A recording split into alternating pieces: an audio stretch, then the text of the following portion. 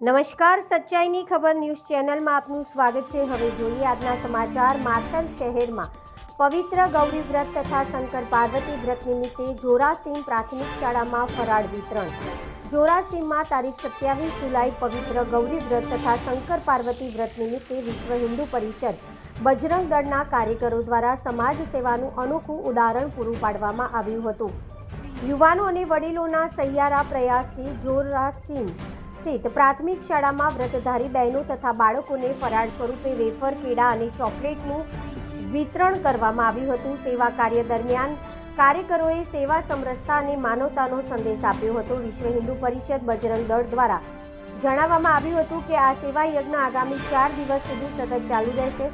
વધુમાં વધુ કાર્યકરો અને સેવાભાવી નાગરિકો તન, મન અને ધનથી પોતાની અનુકૂળતા મુજબ જોડાઈ સમાજ સેવામાં સહભાગી બને તેવી અપીલ પણ કરવામાં આવી હતી।